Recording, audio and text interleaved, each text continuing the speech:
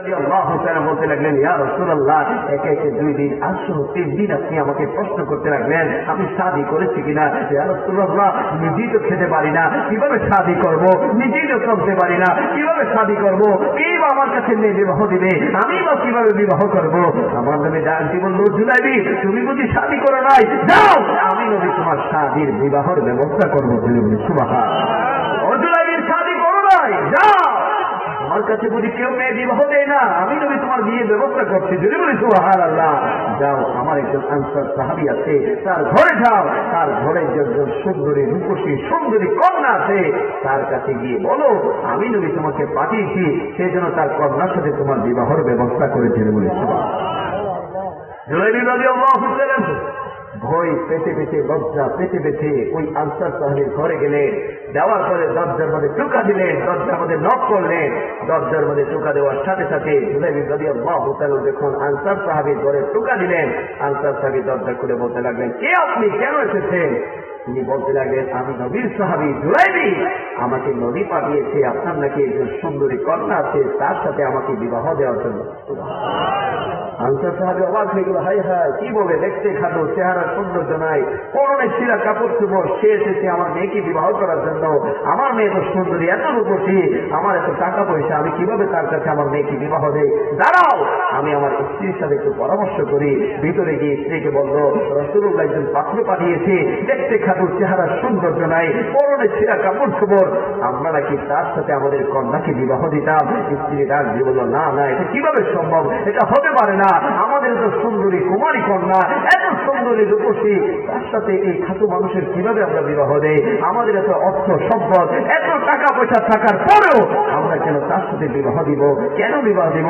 স্বামী স্ত্রী যখন তর্ক বিতর্ক করতে লাগলেন, হঠাৎ করে পিছন থেকে কন্যা ডাক দিয়ে বলেন, ও মা, ও বাবা, কি নিয়ে কথা বলছেন, কি নিয়ে কথা বলছেন, কি নিয়ে কথা বলছেন? মা বাবা বলতে লাগলো, রাহমাতুল লিল আলামিন নবী তোমার জন্য একজন পাত্র পছন্দ করে পাঠিয়েছে, সে দেখতে খাটো, দেখতে কুস্তি, টাকা নাই, পয়সা নাই, পরনে ছেঁড়া কাপড় চোপড়, বংশ পরিচয় নাই, বংশ মর্যাদা নাই, তার সাথে লেগে আমরা তোমার সাথে বিবাহ দিতাম, এটা তো আমাদের দ্বারা কখনো সম্ভব হবে না।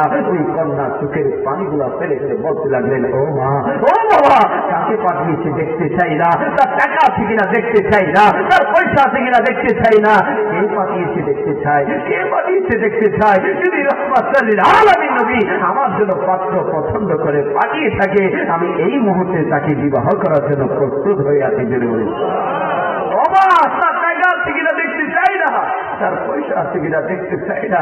যদি রাহমাতুল লিল আলামিন নবী আমার জন্য পাত্র পছন্দ করে পাঠিয়ে থাকে, ওই পাত্রকে ফিরিয়ে দেওয়া যাবে না, আমি তাকে বিবাহ করার জন্য সম্মতি জ্ঞাপন করলাম। জোরে বলি সুবহানাল্লাহ। জুলাইবি রাদিয়াল্লাহু তাআলা আনহু ওই সুন্দরী কন্যা নবীর কাছে গেলেন, আমার নবী নিজেই তাদের বিবাহ দিলেন। সুবহানাল্লাহ।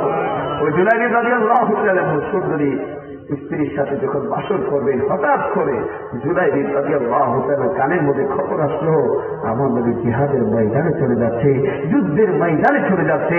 এই খবর শোনার সাথে সাথে স্ত্রীকে ডাক দিয়ে বলল, তুমি অনেক সুন্দরী, অনেক রূপসী, অনেক গুণবতী, কিন্তু তোমার মতো সুন্দরী স্ত্রীকে আমার মতো খাটো মানুষ একটা উসিলায়, একটাই কারণে পেয়েছি, ওই কারণটি হচ্ছে আমার জান, আমার প্রাণ, রাহমাতুল লিল আলামিন নবীর কারণে তোমার মতো সুন্দরী স্ত্রীকে পেয়েছি। কিন্তু আমি এইমাত্র শুনলাম আমার নবী নাকি জিহাদের ময়দানে, যুদ্ধের ময়দানে চলে যাচ্ছে, আমার নবী যুদ্ধের ময়দানে যাবে, আর আমি তোমার সাথে বাসর করব, এটা কখনো হতে পারে না, কখনো হতে পারে না। আমিও যাচ্ছি আমার নবীর কাছে, আমার নবীর সাথে জিহাদের ময়দানে, যদি বেঁচে থাকি আমার দেখা হবে, আর যদি শহীদ হয়ে যায় কাল হাসরের ময়দানে কামলিওয়ালা নবীর কদম মোবারকে দেখা হয়ে যাবে। জুলাইবি রাদিয়াল্লাহু তাআলা আনহু যুদ্ধের ময়দানে গেলেন, যুদ্ধের ময়দানে গেলেন। যখন জিহাদ যুদ্ধ শেষ হলো, আমার নবী ডাক দিয়ে বললেন, ও সাহাবীরা, কারা কারা শহীদ হয়েছে একটু আমি নবীর সামনে নিয়ে আসো, আমি নবীর সামনে নিয়ে আসো, আমি নবী তাদের দাফনের ব্যবস্থা করবো। যখন নবীর সামনে শহীদি সাহাবীদেরকে রাখা হলো, আমার নবী খুঁজতে লাগলেন, ডাইনে বামে তাকাতে লাগলেন, এদিক সেদিক তাকাতে লাগলেন। সাহাবায়ে কেরাম বললেন, ইয়া রাসূলুল্লাহ, ইয়া হাবিবাল্লাহ, আপনি কি খুঁজছেন, কাকে খুঁজছেন?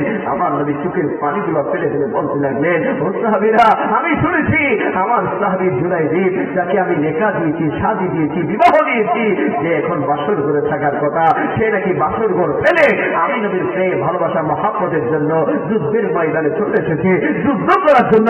কই আমার জুলাইবিদ কোথায়, আমার জুলাইবিদ কোথায়? আমি তো আমার জুলাইবিদকে দেখতে পাচ্ছি না।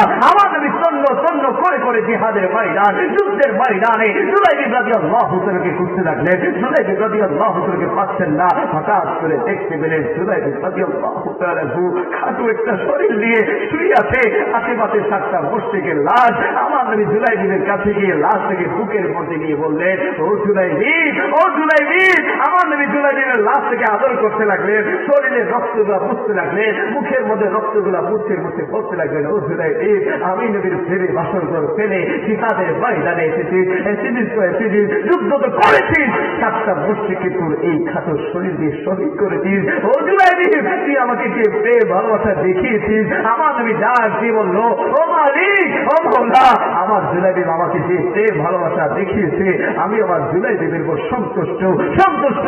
ও মালিক, আমি সাক্ষ্য দিচ্ছি এই জুলাইবিদ আমার, এই জুলাইবিদ আমার, এই জুলাইবিদ আমার। আমার জুলাইবিদকে তুমি তোমার দরবারে কবুল করে নাও। জুড়ে বলে আমরা নবীর জন্য নিজের জীবন দিতে রাজি আছি না?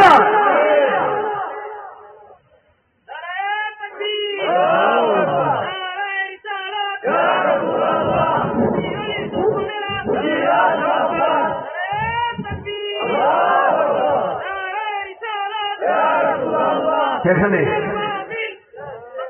সবাই বলি সফল হোক, সফল হোক না সফল হয়ে গেছে বলে মারহাবা। আজকের মাহফিল কি হয়েছে? সফল হয়ে গেছে। নবীকে ভালোবাসেন তো বাবা, তাই এক বাক্যে বলেন, ইয়া রাসূলুল্লাহ, ইয়া রাসূলুল্লাহ, নবীর জন্য জীবন দিতে রাজি আছি না? নবীর জন্য জীবন দিবে, নবী আপনার জন্য শাফাআত করবে। আমরা তো বাবা নবীকে ভুলে গিয়েছি। নবীকে ভালোবাসতে কিভাবে ভালোবাসতে হবে আমরা জানি না। অথচ নবী মৃত্যুর আগেও ফাতিমাকে ডাকে নাই, হাসান হুসাইনকে ডাকে নাই, সাহাবায়ে কেরামকে ডাকে নাই। আমাদের মতো নাখান্দা নাদায় গুনাহগার উম্মতদেরকে ডেকেছে, উম্মতি উম্মতি উম্মতি। ও মালিক, আমি যে চলে যাব আমার উম্মতের কি হবে, উম্মতের কি হবে, উম্মতের কি হবে? যেই নবী আমাদের কথা একটা মিনিটের জন্য, একটা সেকেন্ডের জন্য যে রাহমাতুল লিল আলামিন ভুলে যায়, ওই নবীকে কি কোনোভাবে আমরা ভুলতে পারি? তাহলে আমার নবীর প্রেম ভালোবাসা। অনেক মা বোনরা ওয়াজ শুনছে, অথচ আমার নবীর যারা মহিলা সাহাবী ছিল তারাও কিভাবে আমার নবীকে ভালোবাসতেন, অবাক হয়ে যাবে। আমার নবীর একজন মহিলা সাহাবী ছিল, বাবা দেরি হয়ে যাচ্ছে, চলবে আর কিছুক্ষণ চলবে।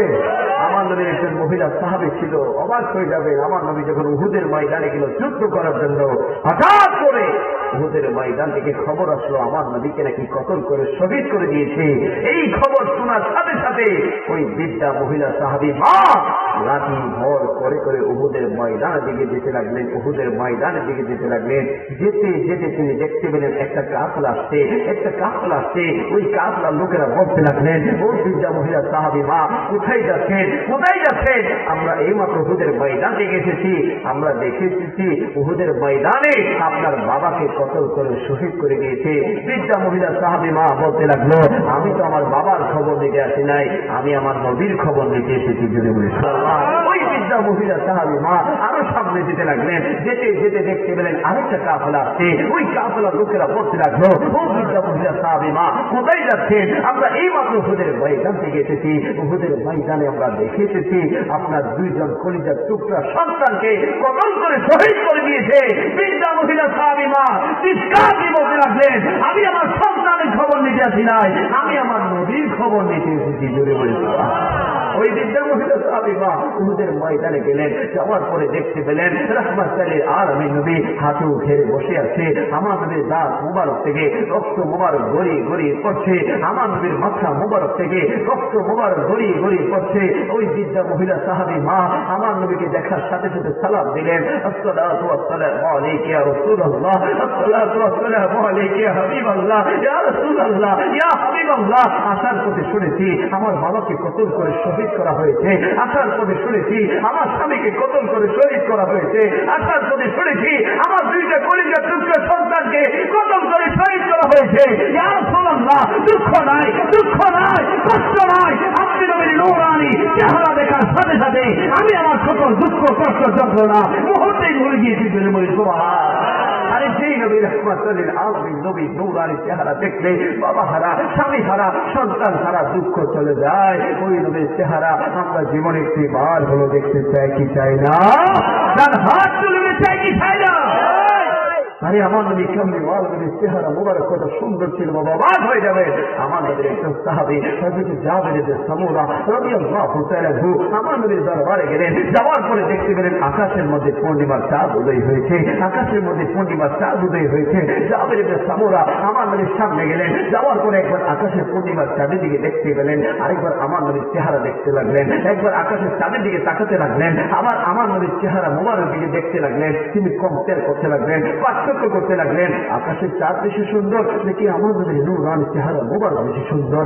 আকাশের চাঁদ বেশি সুন্দর নাকি আমার নবীর নূরানি চেহারা মোবারক বেশি সুন্দর? ওই জাবের ইবনে সামুরা রাদিয়াল্লাহু তাআলা তিনি বলে দিলেন, খোদার কসম করে বলছি, এমন হাজারো পূর্ণিমার চাঁদকে যদি একসাথে করে রাখা হয় তারপর আমার নবীর নূরানি চেহারা মোবারকের মতো সুন্দর হবে না। তিনি বলেছেন ওই নবীর চেহারা দেখার ইচ্ছা আছে? আছে বাবা, আছে? কার কার আছে হাত তোলেন? আল্লাহু আকবার বলি, আল্লাহু আকবার। আরে আজকে তো আমার এই নিকলি তাজদারে বাংলাদেশ, বিশেষ করে মুর্শিদে মরহুম কাজী সাহেব রাহমাতুল্লাহি আলাইহি উরুস করছেন, প্রথম মাহফিল করছে। আরে আমার নবীর মাহফিলটা স্বয়ং সাজিয়েছিলেন গৌসুল আজম আব্দুল কাদের জিলানী বলে সুবহান, যিনি হচ্ছেন পীরানি পীর দস্তগীর, যার পা মোবারক, যার পা সমস্ত আউলিয়া কেরামদের কাজ মোবারকে, যার পা ওই গৌসে পাক আব্দুল কাদের জিলানী, তিনিও আমার নবীর মিলাদ মাহফিল সাজিয়েছেন। যখন গৌসে পাক মিলাদ মাহফিল সাজিয়েছেন, ওই গৌসে পাকের মিলাদ মাহফিলে আসার জন্য এক মা তার মেয়েকে নিয়ে রওনা করলেন। যখন মাহফিলের গেটে আসলেন, খাদেমরা বললেন, ও মা আপনি এখানে কেন এসেছেন? এখানে তো বিনা পারমিশনে আসার কোনো সুযোগ নাই, দাওয়াতনামা ছাড়া এখানে আসার কোনো সুযোগ নাই, আপনার কাছে কি কোনো দাওয়াতনামা আছে? ওই মা বলতে লাগলো, না আমার কাছে তো কোনো দাওয়াতনামা নাই। তখন খাদেমেরা বলতে লাগলো, আপনার কাছে যদি কোনো দাওয়াতনামা না থাকে আপনি তো আজকের মাহফিলে প্রবেশ করতে পারবেন না, আপনার থেকে চলে যেতে হবে। তখন মা তার মেয়েকে নিয়ে মন খারাপ করে যখন ঘরের মধ্যে চলে আসলেন, আসার পরে রাতের শুরু থেকে শেষ পর্যন্ত আমার নবীর উপর দুরূদ শরীফ পড়তে লাগলেন, দুরূদ শরীফ পড়তে লাগলেন, দুরূদ শরীফ পড়তে লাগলেন। আমার নবীর উপর নাচে মুস্তফা পড়তে পড়তে রাতটা অতিবাহিত করলেন। যখন ফজরের ওয়াক্ত হলো, মা তার মেয়েকে ডাক দিয়ে বলল, যাও আমার জন্য একটু উজুর পানির ব্যবস্থা করো, আমি ফজরের নামাজ আদায় করবো, ফজরের নামাজ আদায় করবো। মেয়ে যখন মায়ের জন্য পানি আনতে গেলেন, ঘরের দরজার মধ্যে গিয়ে দেখতে পেলেন কে যেন ঘরের দরজার চৌকাঠে চুমু খাচ্ছে। একটা চিৎকার দিয়ে ঘরের মধ্যে ঢুকে বললেন, ও মা ঘরের দরজার মধ্যে কে যেন চুমু খাচ্ছে, কে যেন চুমু খাচ্ছে। মা বেরিয়ে দেখতে পেলেন হুজুর বলতে পাক আব্দুল কাদের জিলানী আল জিলানী ওই মহিলার ভাঙ্গা ঘরের দরজার চৌকাঠের মধ্যে চুমু দিচ্ছেন। ওই মহিলা ডাক দিয়ে বলল, ইয়া বলতে পাক আব্দুল কাদের জিলানী, আপনার প্রোগ্রামে গিয়েছিলাম, ঢুকতে পারি নাই, কিন্তু আমি দেখতে পাচ্ছি আপনি আমার ঘরের দরজার মধ্যে চুমু খাচ্ছেন, এটার কারণ কি আমি তো বুঝতে পারি নাই। বলতে পাক বলতে লাগলেন, ও না খান্দা মহিলা, তুই যে রাতের শুরু থেকে এই পর্যন্ত আমার নবীর উপর দুরূদ শরীফ পড়েছিলি, তোর ওই দুরূদ শরীফ শোনার কারণে ওই মদিনাতুল মুনাওয়ারা থেকে রাহমাতুল লিল আলামিন তোর ঘরের মধ্যে তোর ভাগ্যে এসেছে। আমি আব্দুল কাদের জিলানী আমার এই ঠোঁট দিয়ে আমার নবীর কদম মোবারকে চুমু খাচ্ছি বলে বলছি। ও না খান্দা মহিলা, আমি তো তোর ঘরের দরজার চৌকাঠে এই জন্য নয়, তুই যে দুরূদ শরীফ পড়ে পড়ে আমার নবীকে রাজি করে ফেলেছিস। আমার নবী মদিনাতুল মুনাওয়ারাতে থাকতে পারে না, তোর ভাঙ্গা ঘরে এসেছে। আর আমি আব্দুল কাদের জিলানী আমার নবীর কদম মোবারকে নকশ মোবারকে চুমু খাচ্ছি। ও আমার নিকির শুনি হয় না, নবীকে ডাকার মতো ডাকতে জানলে আসতে পারে কি পারে না? এই বিশ্বাস আছে না? অনেকে তো বলে নবী মরলে কি বাদ মে চিকিৎসা মিল গে, নবী নাকি মরে মাটির সাথে মিশে গিয়েছে। তারা মুসলমানরা শয়তান বাবা, তারা একটু আওয়াজ বলে তারা মুসলমানরা শয়তান। ওই সমস্ত দুশমন রাসূলরা, ওই সমস্ত বেঈমানরা যারা এলাকায় আসতে চায় তাদের বিরুদ্ধে জিহাদ করা দরকার আছে না? বর্তমানে ইমাম সুর বাইরে কি শুনল? ইমাম সুর আকীদাকে মজবুত করবেন বাবা। আমার নবী বলেছেন, আমার আল্লাহ তাআলা কুরআনে বলেছেন, ইহদিনাস সিরাতাল মুস্তাকিম, সরল সঠিক পথে চলার জন্য। আর আমার নবী বলেছেন ওই সরল সঠিক পথ হচ্ছে মা আনা আলাইহি ওয়া আসহাবিহি, ওই পথ হচ্ছে আমি নবীর পথ, আমার সাহাবীদের পথ। ওই পথের নাম হচ্ছে আহলে সুন্নাত ওয়াল জামাত, ওই আহলে সুন্নাত ওয়াল জামাতের পথে মতে আমরা চলতে চাই কি চাই না? সুন্নি হয়ে থাকবেন না ইনশাআল্লাহ? আমরা যারা সুন্নি আছি, আমাদেরকে কেউ যদি সুন্নি বলে আমরা খুশি হই, ঠিক কিনা? আমাদের চেহারার মধ্যে হাসি আছে, ঠিক কিনা? আমার কিছু এসে পাড়ি আছে না, তাদের নাম ধরে ডাকলে তারা মারতে আসে, আরে ভাই কি আসছে? আমাদেরকে সুন্নি ডাকলে আমাদের গর্বে বুকটা ফুলে যায়, আর তোমাদের নাম ধরে ডাকলে সুন্নিতে গুসা কেন হয়? তাহলে বোঝা গেল তোমাদের কি ইমানে ঝামেলা আছে, ঠিক কিনা? আর আমরা যারা সুন্নি, আমরা এখন মাইকে ঘোষণা বারবার বলছি, আমরা সুন্নি, আমরা সুন্নি, আমরা সুন্নি হয়ে জন্ম নিয়েছি, সুন্নি হয়ে আছি, সুন্নি হয়ে আমরা সবাই কবর দিতে চাই কি চাই না? আমার নবী বলেছেন আমার মধ্যে 73টা দল হবে। কয়টা বাবা? অনেকে আবার বলে মুসলমানের মধ্যে এত দল আছে কেন? বলেছে শয়তান, এগুলো মিঠা শয়তান। কি শয়তান? নামাজ পড়লে তো চলে, রোজা রাখলে তো চলে, এত সুজানি বাবা জন্ম।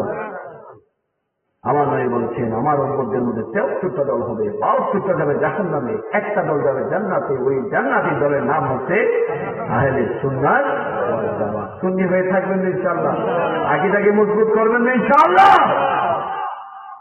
সুন্নি তারা যারা নবীকে মহব্বত করে, সুন্নি তারা যারা নবীর নাম মোবারক শোনার সাথে সাথে চুমু খায়, সুন্নি তারা যারা দাঁড়িয়ে নবীকে সালাম দেয়, সুন্নি তারা যারা মিলাদ নবীর জুলুস করে, সুন্নি তারা যারা আউলিয়া কেরামকে মহব্বত করে, সুন্নি তারা যারা শরীয়ত ভিত্তিক উরুস পালন করে, সুন্নি তারা যারা মা বাবার খেদমত করে, সুন্নি তারা যারা বড়কে সম্মান করে, ছোটকে স্নেহ করে, সুন্নি তারা যারা হারাম থেকে বেঁচে থাকে হালাল অর্জন করে, সুন্নি তারা যারা সর্বক্ষণ আল্লাহর ইবাদত করে, নবীর মহব্বত রেখে যারা আল্লাহর কাছে দোয়া করে, তারাই হচ্ছে সুন্নি ছিল। ঠিক কিনা? আরে সুন্নি তারা যারা নবীর জন্য নিজের জীবনের তাজা রক্ত দেওয়ার জন্য প্রস্তুত হয়ে আছে, তারাই সুন্নি ছিল। ঠিক কিনা? নবীর জন্য জীবন তো ইনশাআল্লাহ। নবীর জন্য যখন জীবন দেওয়ার তখন দিবে, কিন্তু এখন দিতে হবে না। এখন নামাজ পড়ার দরকার আছে না? নামাজের কথা বলছে, আওয়াজ শুনে গেছে। নামাজ পড়ার দরকার আছে না? দৈনিক কয়েকত, সাপ্তাহিক কয়েকত, 5-7টা 35 অক্ট। বাবা করেন কয়েকত? হুজুর পরিমাত্র সাপ্তাহিক 2 রাকাত জুমার দিন, ঠিক কিনা? তাও সবাই না, 1/3, 3 ভাগের 2 ভাগ বা 1.5 ভাগ। সাপ্তাহিক কয় রাকাত? মনে হচ্ছে যে আপনারা 5 ওয়াক্ত নামাজ পড়েন, গুনাহ করতে শরম লাগে না? কই দিকে শরম লাগে না? কয় রাকাত নামাজ পড়ে সপ্তাহে? আপনারা তো পড়েন। অনেক যুবকরা আছে যাদের শরীরে রক্তটা গরম, মনে করে যে একলাই সবাই উড়াইছেন। এই শক্তি মুরব্বীরও ছিল কি ছিল না? ছিল কি ছিল না? এখন আসতে পারবো নাই। তখন মনে করেছিলেন আমার যে শক্তি, কে আমার সামনে আসবে? এখন আফসোস করছেন কেন তখন শক্তি দেখি, কেন তখন ওই শক্তি দিয়ে আল্লাহর ইবাদত করে নাই, আফসোস করছে। সুতরাং যারা যুবক আছে, মুরব্বী হয়ে আফসোস না করে এখন আল্লাহকে সিজদা দাও, আল্লাহ কবুল করে দিতে সুবহানাল্লাহ। অনেক যুবকরা এরা আছে, অনেক যুবক ছেলেরা আছে, আমি জানি তারা সপ্তাহে মাত্র 2 রাকাত নামাজ পড়ে, তাও শুক্রবারে যখন জুমাবার আছে সকাল 10টা-11টায় ঘুম থেকে ওঠার পরে আস্তে ধীরে গোসল করে যখন খতিব সাহেব হুজুর বইয়ের হাতের মধ্যে খুতবার বইটা হাতে নেই, ওই যুবক আস্তে ধীরে চুলের মতো মসজিদে ঢুকে ছিল। ঠিক কিনা? চুলের মতো মসজিদে ঢুকবে, 2 রাকাত নামাজ পড়বে, কাবলা জুমাবাদ বাদাল জুমাবাদ 2 রাকাত নামাজ পড়ে মুখ ফুলিয়ে মসজিদ থেকে